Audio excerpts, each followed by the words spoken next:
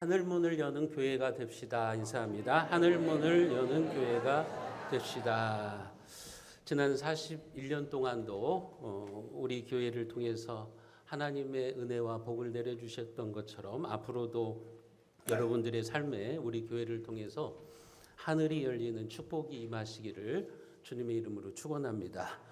오늘 본문에서도 우리는 예수님께서 기도로 하늘을 여시는 장면을 보게 됩니다. 오늘 말씀은 예수님이 공생애를 시작하시기 전에 세례를 받으셨을 때 일입니다. 사실 예수님은 세례를 받으실 필요가 없어요. 그분은 죄인이 아니시기 때문에 세례를 받으실 필요가 없으시지만 세례 요한에게 세례를 받으셨습니다. 거기에는 우리 주님의 의도가 있는 거죠. 어떤 영적인 의미가 있다고 하는 것을 우리가 알 수가 있습니다. 예수님이 세례를 받으실 때 어떤 일이 일어났느냐? 오늘 본문에 보면 먼저는 하늘이 열리고 그 다음에 그 열린 하늘로부터 성령이 비둘기와 같이, 비둘기가 아니라 비둘기처럼 성령께서 임하셨고, 그리고 하늘로부터 소리가 들렸습니다. 예수님을 향해서 이는 내 사랑하는 아들이다, 내가 기뻐하는 자라고 하는 그런 하늘의 음성이 들렸죠. 21절 말씀에 보시면 백성이 다 세례를 받을새 예수도 세례를 받으시고 기도할 때 하늘이 열리며, 하늘이 열렸다 그랬어요. 예수님이 세례를 받으실 때 하늘이 열렸어요. 하늘이 열렸다는 말은 무슨 의미가 있느냐? 그동안 하나님과 인간 사이에 단절이 있었다는 말이에요. 하늘이 열렸다는 말이 갑자기 하늘이 열렸다는 의미가 아니라 영적인 것인데, 그동안 하나님과 인간 사이에 단절이 있었는데 이제 이 예수님의 세례를 통해서 하나님과 인간 사이가 다시 연결이 되어졌다고 하는 거죠. 인간의 죄로 말미암아 그동안 하늘은 닫혀 있었습니다. 인간은 감히 하나님 앞에 나아갈 수가 없었어요. 하나님의 진노와 저주를 받으면서 살아가야 되는 그런 인생이었다고 하는 겁니다. 그러나 예수님이 세례를 통해서 죄인인 우리들과 연합하시고, 그리고 이제는 하늘을 여신 것입니다. 그것이 우리에게는 희망이라고 하는 거죠. 여러분, 영적인 의미에서도 하늘이 열려야 되지만 여러분들의 인생을 살아가시면서도 하늘이 열리셔야 되는 거예요. 우리는 흔히 내 힘으로 감당하기 어려운 일, 시련을 만났을 때 사람들이 잘 쓰는 표현이 뭐죠? 하늘이 무너진다라는 표현을 쓰죠. 하늘이 무너진다는 것은 더 이상 이제 어떻게 해볼 수가 없다는 거잖아요. 인간의 힘으로 어떻게 해볼 수 없는 상황, 그때 하늘이 무너진다라는 표현을 쓰는 겁니다. 절망적인 상황의 표현이죠. 그러나 하늘이 열렸다는 것은 새로운 희망을 의미하는 겁니다. 여러분, 동서남북이 다 막힌 사면초가의 상황 속에서도 하늘이 열려 있으면 되는 거예요. 하나님이 도와주시면 되는 겁니다. 예컨대 농부가 아무리 농사를 열심히 지어도, 요즘 모내기도 하고 이제 열심히 농부들이 농사를 짓는데, 아무리 농부가 열심히 노력을 해도 하늘이 열려서 비를 적절하게 내려주지 않으면 여러분 그 농사는 꽝이죠. 결실을 거둘 수가 없는 거예요. 농사뿐입니까? 사업을 해도 하늘의 문이 열려야 됩니다. 무엇을 하든지 하늘이 열려야 돼요. 하늘이 열려야 그 인생이 잘 되고 형통할 수가 있는 겁니다. 공부를 하더라도, 취업을 하더라도 하늘이 열려야 돼요. 그래야 우리가 좋은 사람들을 만나고 인생의 좋은 동역자들을 만나고 형통하고 성공하는 삶을 살아갈 수가 있는 거죠. 물론 사람이 열심히 노력은 해야죠. 그렇지만 무엇보다도 중요한 것은 하늘 문이 열려야 된다고 하는 거예요. 그래서 세상 사람들도 그렇게 바라요. 종종 이 TV나 유튜브 같은 데 보면 이제 성공한 사람들, 사업으로 성공한다든지 돈으로 성공한다든지 성공한 사람들이 나와서 인터뷰를 하는 것을 봐요. 근데 고수들이 있어요. 정말 고수들. 그 고수들의 이야기를 들어보면 그들은 자기들의 실력이라고 말하지 않아요. 운이 좋았습니다. 그렇게 말해요. 얼마 전에 어떤 유튜브가 이분이 뭐 몇천만 원을 가지고 지금 200억대 자산가가 된 거예요. 그러니까 그 돈을 투자해 가지고 200억대의 자산을 만든 겁니다. 어마어마한 거죠. 근데 어떻게 해서 이렇게 돈을 버셨습니까? 물어보니까 운입니다. 좋은 때를 만났습니다. 그렇게 말해요. 근데 교만한 사람들은 내가 똑똑해 가지고 투자를 잘해서 돈을 벌었습니다. 이렇게 말해요. 근데 정말 고수들은요, 그렇게 말하지 않아요. 운이 좋았습니다. 그렇게 말하죠. 그래서 옛말에 무슨 말이 있습니까? 여러분, 운칠기삼이라는 말이 있는 거예요. 운이 7이고 우리가 인생에 성공하고 형통하는 것이 뭐냐? 운이 7이고 자기 기술이 3이라고 하는 거예요.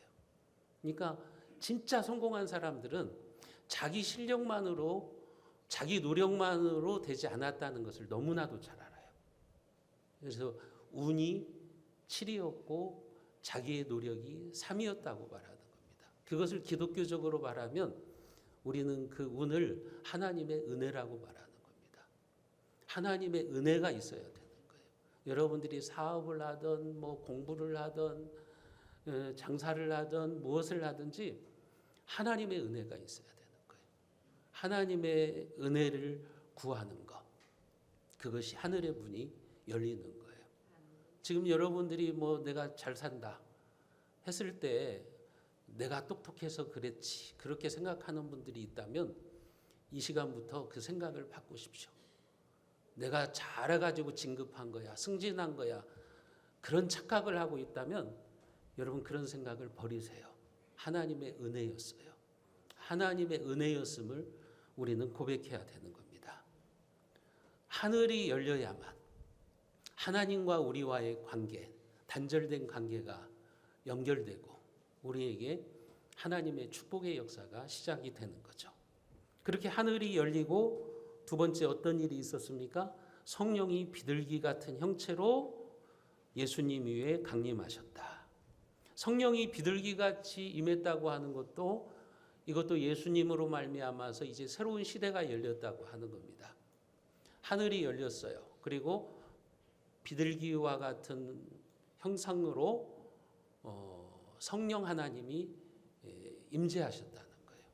여러분 비둘기가 의미하는 게 뭐냐면 새로운 시대를 알려주는 거죠. 창세기에 보면 노아 홍수로 이 세상이 전부 멸망을 당하고 이제 물이 물러가고 이제 새로운 시대가 열렸다고 하는 것을 알려주었던 짐승이 뭐였습니까? 비둘기였다고요. 비둘기. 하나님의 심판이 홍수로 인한 하나님의 심판 진노가 물러가고 이제 하나님께서 새로 희망의 시대를 열어주신다. 새로운 시대를 열어주신다. 그것을 알렸던 전령이 비둘기였다고요. 여러분 그러니까 성령이 비둘기와 같은 형체로 예수님에게 임했다는 것은 이제 예수님이 새로운 시대를 여시는 구약과는 다른 새로운 시대를 여시는 구원자이심을 말하는 겁니다. 그렇게 예수님에게 성령이 임하심으로 예수님은 공생애 동안 그분이 능력 있게 복음을 선포하십니다. 예수님이 하나님 나라의 복음을 전하면 사람들이 변화되는 거예요. 성령의 능력으로 예수님은 40일 동안 광야에서 마귀와의 영적 싸움에서 승리를 하게 되는 거예요. 마귀의 시험을 이겨내는 거예요. 성령의 능력으로 예수님은 귀신을 쫓아내고 또 성령의 능력으로 기적을 행하시는 겁니다. 그런 측면에서 마태복음 12장에 보면 예수님이 그렇게 말해요. 내가 성령의 능력으로 귀신을 쫓아내는 것을 보면 하나님의 나라가 이미 너희에게 임하였느니라. 그렇게 말씀하신다고요. 여러분 사도행전 10장 38절에도 보면 그렇게 기록해 놓고 있어요. 우리 주님이 성령의 능력으로 하나님의 나라의 사역을 감당하셨음을 말합니다. 사도행전 10장 38절 말씀을 우리가 같이 한번 읽어보도록 하겠습니다. 사도행전 10장 38절 말씀 같이 봅니다. 하나님이 나사렛 예수에게 성령과 능력을 기름 붓듯 하셨음에 그가 두루 다니시며 선한 일을 행하시고 마귀에게 눌린 모든 사람을 고치셨으니 이는 하나님이 함께 하셨습니다. 예수에게 성령과 능력을 기름 붓듯 하셨다는 거예요. 예수님에게 성령이 임하시니까 그 성령의 권능으로 예수님이 귀신을 쫓아내고 사탄을 물리치고 선한 일을 하시고 하나님 나라의 복음을 능력 있게 선포하셨다고 이야기를 하고 있는 겁니다. 여러분들이 왜 무능력한 신앙생활을 하시는 줄 아십니까? 성령의 능력이 없기 때문에 그래요. 왜 여러분들이 신앙생활을 대충 하시는 줄 아십니까? 성령의 능력을 받지 못했기 때문에 그래요. 성령의 능력을 받으셔야 되는 거예요. 오늘 우리에게도 성령이 임하셔야만 우리는 능력 있는 그리스도인의 삶을 살아갈 수가 있는 겁니다. 여러분들의 인생 위에 성령이 임하시기를, 성령의 능력이 임하시기를 여러분들 기도하셔야 되는 겁니다. 성령의 능력으로 신앙생활을 하시고 성령의 능력으로 선한 일을 하시고 성령의 능력으로 사업을 하시고 성령의 능력으로 사탄을 물리치시고 여러분들이 성령의 능력으로 그리스도인의 삶을 살아가시기를 주님의 이름으로 축복합니다.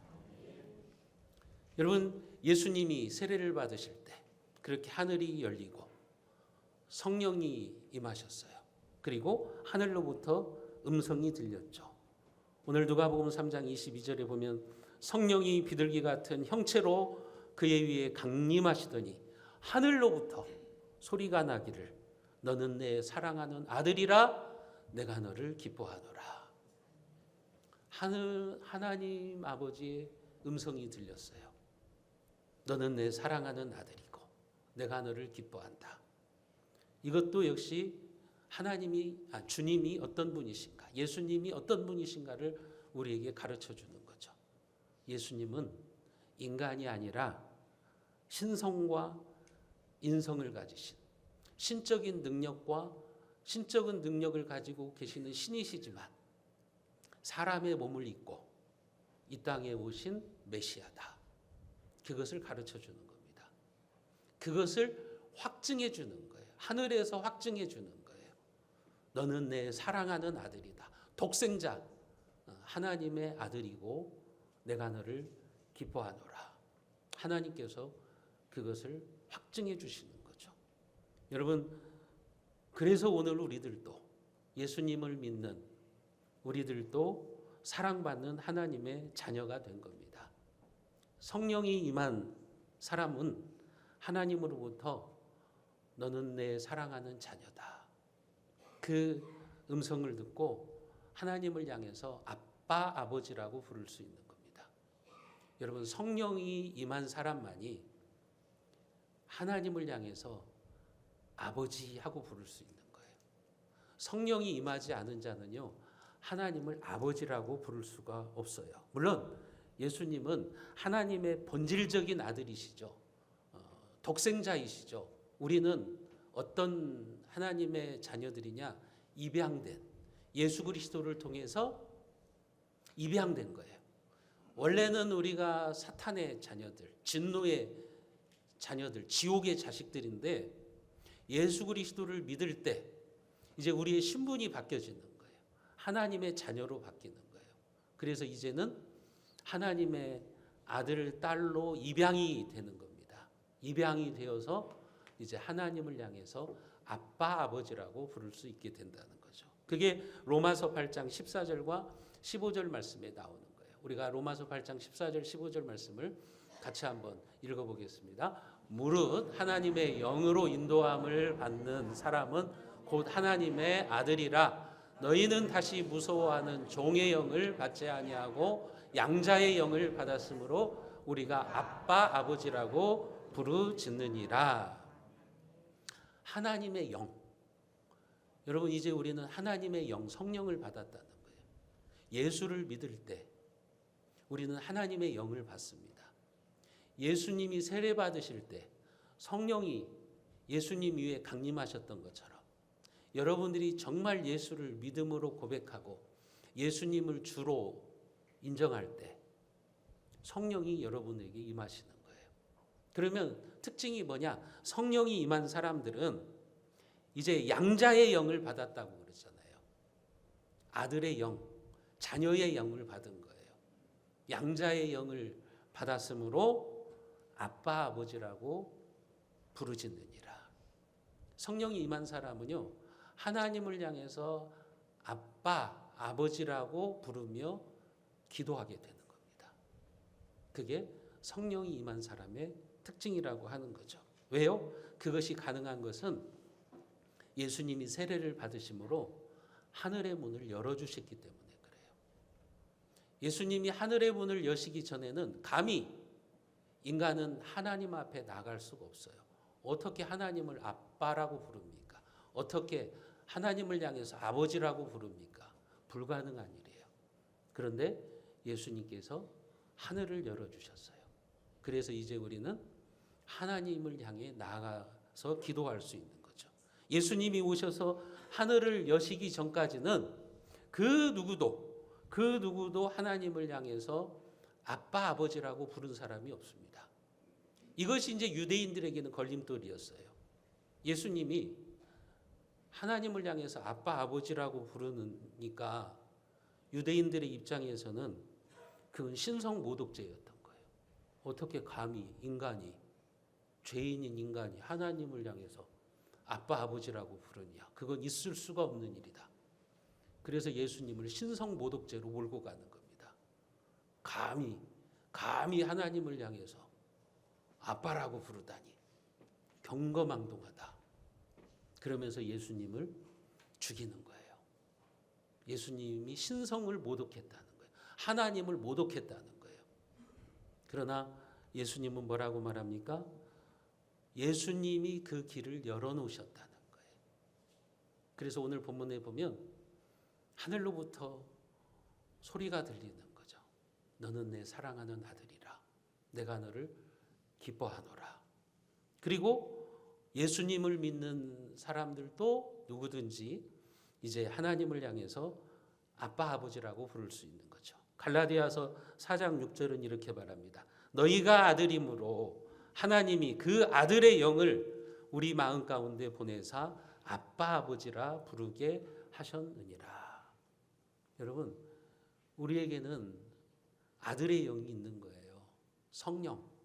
성령이 오셨기 때문에 이제 여러분들은 하나님을 향해서 아빠라고 부를 수 있는 겁니다. 아버지라고 부르면서 기도할 수 있는 거예요. 그게 놀라운 특권인 것을 아셔야 됩니다. 그게 하나님이 우리에게 주신 얼마나 놀라운 역사인지를 여러분들이 아셔야 되는 거예요. 여러분, 하나님의 영이 없는 사람은요, 하나님을 아빠 아버지라고 못 부릅니다.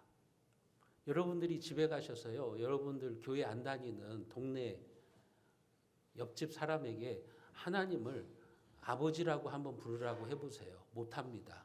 절대 못합니다. 왜냐하면 그들 안에는 성령이 없기 때문에 그래요. 성령이 없기 때문에 절대로 하나님께 기도하지 못해요. 절대 하나님을 향해서 아빠 아버지라고 부를 수 없어요. 오직 성령이 임한 자들만이, 자녀의 영, 아들의 영이 임한 자들만이 하나님을 향해서 아버지라고 부를 수가 있는 거죠. 그리고 하나님을 향해서 우리가 아빠 아버지라고 부를 때 하나님은 우리를 기뻐하십니다. 기뻐서 어쩔 줄 모르는 거죠. 저는요, 우리 첫째 하영이가 태어나가지고 저를 향해서 아빠라고 불렀던 그 순간의 기쁨을 잊어버릴 수가 없어요. 저희 둘째 찬영이가 8개월이 되었을 때 찬영이의 입에서 아빠하고 불렀던 때를 기억합니다. 내 자녀들이요, 나를 향해서 아빠 그렇게 불러주고 아빠를 알아본다는 것이 얼마나 큰 기쁨인지 몰라요. 여러분, 하나님도 마찬가지입니다. 하나님은 어떤 성도들을 기뻐하시느냐? 하나님을 향해서 아빠, 아버지라고 부르면서 기도하는 성도들. 그런 성도들을 하나님은 기뻐하시는 거예요. 여러분들이 하나님을 향해서 아빠, 아버지라고 부르며 나갈 때 하나님은 기뻐서 어쩔 줄 모르는 겁니다. 사랑하는 성도 여러분, 오늘 또 하나님은 우리에게 말씀하세요. 너는 내 사랑하는 자녀라. 내가 너를 기뻐하노라. 이 시간 하나님의 음성을 듣는 여러분들이 되시기를 바랍니다. 여러분, 그렇다면 예수님은 어떻게 하늘을 여셨나요? 다시 말해서 하늘문을 여는 열쇠가 뭐냐는 거예요. 오늘 본문에 보면 그 하늘의 문을 여는 열쇠가 기도였다고 말합니다.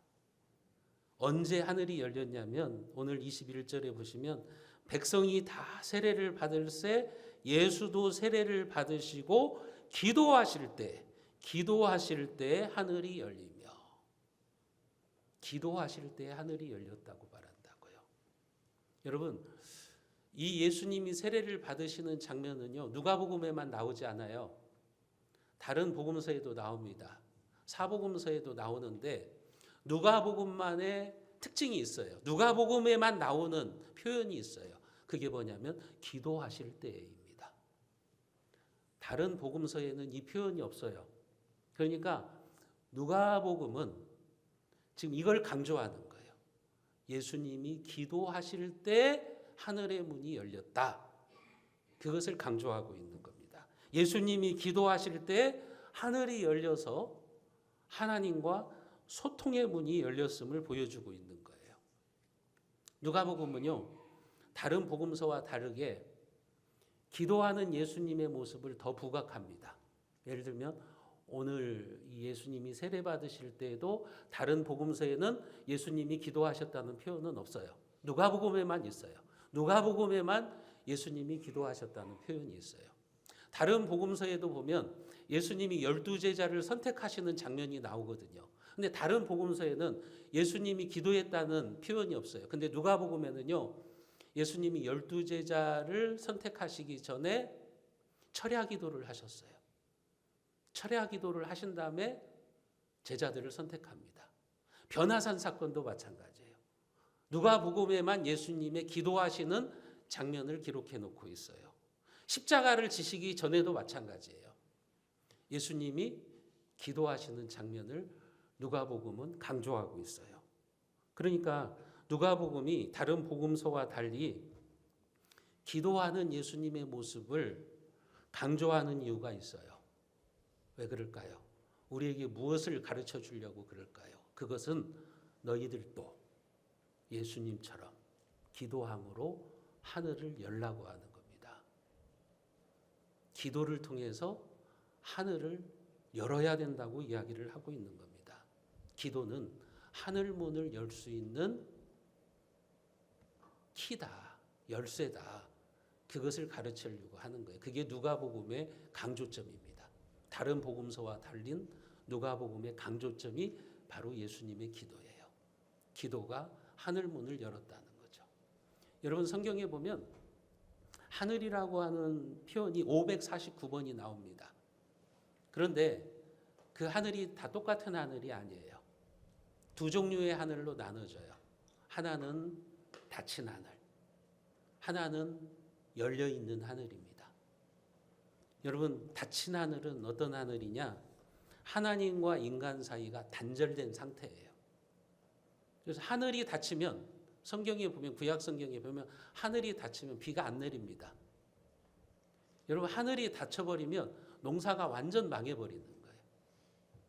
그게 닫힌 하늘이에요. 인간의 죄로 인해서 하나님과의 교제가 막히거나 하나님의 보호가 더 이상 작동되지 않는 상태, 그게 닫힌 하늘입니다. 그래서 하늘이 닫혀버리면요, 여러분, 흉년이 드는 겁니다. 이스라엘 땅에, 축복의 땅에 흉년이 드는 거예요. 왜냐하면 하나님의 백성들이 죄를 짓거든요. 그러면 하나님이 하늘을 닫아버리는 겁니다. 그러면 농사도 안 돼요. 사업도 안 돼요. 아무리 자기가 용서도 안 되는 거예요. 그리고 하늘이 닫혀버리면 하나님이 보호를 안 해주세요. 강대국들이 쳐들어와 버립니다. 주변에 있는 강대국들이 쳐들어와서 나라를 초토화시켜버리는 거예요. 하늘이 닫힐 때 그렇게 되는 거예요. 하늘이 열렸다는 것은 하나님께서 은혜와 복을 내려주시는 상태입니다. 하나님과 사람 사이에 통로가 열려서 영적인 교제가 이루어지고 은혜가 풍성하게 임하는 거예요. 그게 열려있는 하늘입니다. 여러분, 지금도 여러분들이 똑같이 예배를 드리고 있지만 어떤 성도에게는 하늘이 열려 있지만 어떤 성도에게는 하늘이 닫혀 있습니다. 교회는 다니지만 하늘이 닫혀 있는 분이 있어요. 여러분, 닫혀 있는 하늘의 문을 여셔야 돼요. 그게 뭡니까? 기도라고 말하는 겁니다. 사랑하는 성도 여러분, 여러분들은, 우리 새순교회 성도들은 닫힌 하늘 아래에서 살지 마시고 열린 하늘 아래에서 사시기를 바랍니다. 그것은 축복의 허락입니다. 하늘의 보고가 열렸다는 겁니다. 여러분들이 기도의 창을 닫을 때 하늘의 문도 닫힙니다. 하지만 여러분들이 기도의 창을 열면 하나님께서도 하늘의 문을 열어주실 겁니다. 여러분 모두가 기도할 때 하늘의 문이 열리는 역사가 일어나시기를 주님의 이름으로 축원드립니다.